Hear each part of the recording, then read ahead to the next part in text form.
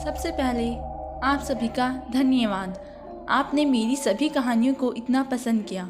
अगर कहीं ना कहीं कोई कमी लगे तो आप अपना प्रतिभाव कमेंट करके ज़रूर दें। आज की कहानी का नाम है मौत की दस्तक। ये एक सच्ची कहानी है। आइए तो हम आपको सुनाते हैं। नेहा हॉस्टल में रूम में बैठकर अपना काम कर रही होती है। उतने में ही दरवाजे पर दस्तक होती है। जैसे ही उसने दरवाजे पर दस्तक सुनी, नेहा उठकर दरवाजे के पास गई और दरवाज़ा खोल दिया। जैसे ही दरवाज़ा खुला, खुशी उसके कमरे में दाखिल हुई और बोली, अकेली हो? निया कहाँ गई है? तुम्हारे साथ नहीं है? नेहा, तुम्हें क्या लगता है कि वह कहाँ गई होगी? नेहा ने मुस्कुराते हुए कहा, हाँ, वह जय के रूम में है। खुशी, तुम मेरे कमरे में क्यों आई हो? कुछ काम था? नेहा ने खुशी से पूछा। खुशी ने कहा, नहीं रे, मैं पढ़कर बहुत थक गई थी, इसलिए सोचा कि तुझसे मिलकर आती हूँ। मेरी थकान भी दूर हो जाएगी और मैं फ्रेश भी हो जाऊँगी, इसलिए यहाँ आई हूँ। लेकिन मेरे पास अभी फ्रेश होने का कोई समय नहीं है। कल मुझे जेनेटिक डिसऑर्डर पर एक प्रोजेक्ट देना है, इसलिए मुझ पर रहम करो। हम बैठेंगे और गपशप करेंगे जितना तुम चाहो, पर कल, क्योंकि मेरे पास आज समय नहीं है। इतना बोलकर नेहा ने खुशी को कमरे से बाहर की तरफ धक्का दे दिया। दोस्त दोस्त ना रहा, नौटंकी ढंग से खुशी ये गाना गाया और बाहर चली गई और नेहा ने भी मुस्कुराहट के साथ दरवाज़ा बंद कर दिया। खुशी और नेहा 2 साल पहले से गंगाबाई मेडिकल कॉलेज में ग्रेजुएशन कर रही थी। दोनों बहुत अच्छी दोस्त बन गई थी। उसके 1 साल बाद नटखट चुलबुली का पूरा दिन बकबक करने वाली निया ने कॉलेज में प्रवेश लिया। क्योंकि कॉलेज के हॉस्टल में नेहा के कमरे में जगह थी, इसलिए नेहा के कमरे में निया को जगह दे दी गई। अपने मिलनसार स्वभाव के कारण बहुत जल्दी आने वाली खुशी और नेहा ने दोस्तों के ग्रुप में जगह बना ली। तीनों सहेलियां बहनों की तरह रहती थी। नेहा हमेशा अपने भविष्य को लेकर चिंता में रहती थी। खुशी बहुत ही संतृप्त स्वभाव की थी। अपने इसी स्वभाव के चलते उसने जितना संभव हो सके उतना पढ़ाई करती थी, बाकी छोड़ दिया करती थी। और अपने इसी रवैये के कारण दूसरे सेमेस्टर में एक विषय में फेल हो गई थी, जबकि नेहा का नाम हमेशा कॉलेज में फर्स्ट नंबर प्राप्त करने वाले स्टूडेंट की लिस्ट में आता था। दरवाजे पर फिर से दस्तक सुनते ही नेहा उठकर फिर से दरवाज़ा खोलती है। अब क्या है, मुझे परेशान मत करो, मुझे कल एक बहुत ज़रूरी प्रोजेक्ट देना है। ये बात तुझे कितनी बार समझाऊं? नेहा ने हल्की मुस्कान के साथ विनती करते हुए कहा, प्लीज़ मेरे साथ चल, लाइब्रेरी में चलना है। मुझे एक रेफरेंस बुक लेनी है। मुझे डर लग रहा है क्योंकि अब वहाँ कोई नहीं होगा। नेहा ने गुस्से में कहा, मैं तेरे साथ आने के लिए तैयार हूँ, पर उसके बाद मेरा समय बर्बाद करके मुझे परेशान ना करने का वादा करो तो मैं तुम्हारे साथ जाऊँगी। खुशी ने नेहा का मजाक उड़ाते हुए कहा, तुम मेरी सबसे अच्छी दोस्त हो, ये मेरा अधिकार है कि मैं तुम्हें थोड़ा परेशान करूँ। टेंशन मत ले, मैं तेरा ज़्यादा समय बर्बाद नहीं करूँगी। मैंने पहले से ही लाइब्रेरी के सॉफ्टवेयर में देख लिया है कि मुझे जो बुक चाहिए वह कहाँ है। नेहा ने हल्की सी मुस्कान के साथ कहा, चल जल्दी कर, मुझे वापस आकर प्रोजेक्ट की तैयारी करनी है। दोनों लाइब्रेरी में पहुंचती है और खुशी को जो पुस्तक लेनी थी वह लेकर आ जाती है। अपने कमरे में जाने से पहले खुशी नेहा से कहती है, क्या तुझे नहीं लगता कि निया का भटकना थोड़ा ज़्यादा ही बढ़ गया है? हाँ, ऐसा लगता तो है, लेकिन हम क्या कर सकते हैं। जब से जय उसके जीवन में आया तब से लगता है कि निया ने अपनी पढ़ाई को एक तरफ रख दिया है। दिन रात जय की कमरे में पड़ी रहती है। मैंने उसे कई बार समझाने की कोशिश की है, लेकिन बस वह ये कहती रहती है कि मैं और जय हम दोनों एक ही कक्षा में हैं, इसलिए हम एक साथ रहते हैं और अपनी पढ़ाई करते हैं। हर बार मैं उसे कुछ भी कहती हूँ तो मुझे यही जवाब मिलता है, इसलिए अब मैंने उसे भी कहना छोड़ दिया है। खुशी ने कहा, हाँ, वो दोनों एक ही कक्षा में हैं और गायनाकोलॉजी उनका मुख्य सब्जेक्ट है, इसलिए मुझे लगता है जय और निया पुरुष और महिला के प्रजनन प्रयोग इस अध्ययन करते होगे। हाँ मेरी माँ, अब कृपया करके मुझे कल रात की तैयारी करने दो और तुम अपने कमरे में जाओ। नेहा ने खुशी को बाहर निकालकर अपने कमरे का दरवाज़ा बंद कर लिया। दोनों अपने अपने कमरों में चली गई। इतने में ही नेहा ने देखा तो निया अपने बिस्तर पर सो रही थी। नेहा पूछती है, निया तुम इतनी रात को यहाँ वापस कैसे आई? निया ने रोते हुए बोलती है, मेरा जय के साथ झगड़ा हो गया है और गुस्से में आकर उसने मुझे अपने घर से बाहर निकल जाने को कह दिया है। यह सुनते ही मैंने उसके घर से हॉस्टल तक की टैक्सी किराए पर ली और वापस आ गई।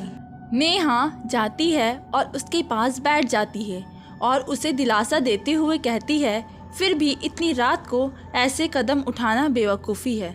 उसे भी समझना चाहिए कि इतनी रात को तुम वापस हॉस्टल कैसे आओगी। मुझे सही सही बताओ कि तुम दोनों के बीच अचानक से ऐसी क्या समस्या आ गई। मैं जय को समझाने में तुम्हारी मदद करूँगी। अब तक तुम दोनों के बीच सब कुछ बहुत अच्छा चल रहा था और अचानक ये कैसे हुआ? निया ने बहुत धीरे से कहा, ऐसा लगता है कि मुझ पर किसी बुरी आत्मा का साया है। वे यह कहता है, क्या बकवास है। वे एक पढ़ा लिखा इंसान होने के बावजूद भी इस तरह की बातें करता है। एक काम कर, तू आराम से सो जा। मेरा प्रोजेक्ट कल ख़त्म हो जाने के बाद मैं उससे मिलकर बात करूँगी। मुझे नहीं लगता कि वह तुम्हारी बात सुनेगा। ये कहने के बाद निया फूट फूट कर रोने लगती है। नेहा उसे शांत करने के लिए पानी देती है और उसका सिर सहलाती है और कहती है, मेरी बात ध्यान से सुनो ना, रिश्ते में उतार चढ़ाव तो आते ही रहते हैं, इससे घबराना नहीं चाहिए और बैठकर परेशानी का सुझाव ढूंढना चाहिए। अब बहुत रात हो गई है तो अब सो जाओ। मैं कल जय से मिलूँगी और उसे समझाऊंगी। देर रात हो चुकी थी, इसलिए नेहा ने प्रोजेक्ट की तैयारी को कल पर छोड़कर सो जाने का विचार करती है, लेकिन वे विचार के भवन में फंस जाती है। उसे समझ में नहीं आता कि जय ने ऐसा क्यों किया। अगर जो रिश्ता नहीं रखना चाहता था तो वो कोई और दूसरा भी बहाना दे सकता था, तो ऐसा विशिष्ट और विचित्र कारण क्यों? अपने विचारों को बंद करने और हकीकत जानने के लिए वह अपना मोबाइल फ़ोन उठाती है और जय को मैसेज करती है, जब तुम फ्री हो मुझे कॉल करो, कल मैं तुम्हें मिलना चाहती हूँ। मैं दोपहर 2 बजे के बाद फ्री हूँ। मैसेज करने के बाद नेहा सोने की कोशिश करती है। उतने में ही उसका फ़ोन थोड़ी देर में बजता है। नेहा ने चेक किया, मैसेज देखती है। उसने लिखा था, मैं तुमसे मिलने की स्थिति में नहीं हूँ। मैं तुम्हें भी यह सुझाव देता हूँ कि निया से जितना दूर रहे उतना आपके लिए अच्छा होगा, वरना संभव हो सकता है कि वह आपको भी चोट पहुँचा सकती है, क्योंकि उसके शरीर में एक बुरी आत्मा ने प्रवेश कर लिया है। इस संदेश को पढ़ने के बाद नेहा से रहा नहीं गया, इसलिए उसने जय को फ़ोन किया। 2 या 3 रिंग के बाद जय ने कॉल उठाई। हेलो, तुम अपने आप को समझते क्या हो? तुम जो मर्जी हो वह करोगे और मेरी भोली भाली निया को बदनाम करोगे। तुम्हें क्या लगता है कि तुम ऐसा करोगे और मैं कुछ नहीं बोलूँगी? नेहा बहुत गुस्सा होती हुए और जय को डांटने लगती है। जय उसे शांत करता है और कहता है, नेहा तुम शांति से मेरी बात सुनो। मैं नहीं आ सकता और ना ही मैं नेहा को बदनाम करना चाहता हूँ, लेकिन सच में निया पर एक बुरी आत्मा ने उसके शरीर को अपने वश में कर लिया है। मैं तुमसे मिलने की स्थिति में नहीं हूँ, क्योंकि निया ने ही मेरी हालत की जिम्मेदार है। अगर तुम्हें मेरी बात पर विश्वास नहीं होता तो एक काम करो, मैं तुम्हें लेने के लिए अपने दोस्त तपन को भेज रहा हूँ। चुपचाप अपने हॉस्टल के दरवाजे पर खड़ी हो जाओ, मेरा दोस्त वहाँ से ले आएगा, फिर तुम अपनी आंखों से मेरी हालत देख लेना। एक समय पर नेहा को जय पर भरोसा नहीं था, लेकिन वह उसे लंबे समय से जानती थी। वह जय के स्वभाव से बहुत अच्छी तरह वाकिफ़ थी, इसलिए उसे पता था कि जय इतना झूठ तो नहीं बोल सकता। इसलिए इस मामले की तह तक जाने के लिए विजय को उसके दोस्त को उसे लेने भेजने की अनुमति दे दी। कॉलेज हॉस्टल होने के बावजूद वहाँ रोक तो क्या, समय की पाबंदी जैसी कोई चीज़ नहीं थी। कोई भी किसी वक्त जब भी मर्जी जाना चाहता हो तब जा सकता था और जब मर्जी आना चाहे वापस आ सकता था। केवल एक रजिस्टर था जिस पर आने जाने के सिग्नेचर होते थे। नेहा चुपचाप अपने कमरे से हॉस्टल के गेट पर आती है और रजिस्टर के बाहर अपने जाने की एंट्री करती है। 5 मिनट तक खड़े रहने के बाद जय का दोस्त तपन नेहा को लेने आता है। नेहा बाइक पर बैठी है और लगभग 20 मिनट बाद तपन एक फ्लैट की पार्किंग में बाइक खड़ा करता है। जय और उसके दोस्त तपन दोनों ने मेडिकल की पढ़ाई की थी। एक साथ एडमिशन लेकर एक ही फ्लैट किराए पर ले रखा था। नेहा बाइक से उतर जाती है और तपन अपनी बाइक को पार्किंग में लगा देता है। वह फिर नेहा को जय के कमरे में ले जाता है।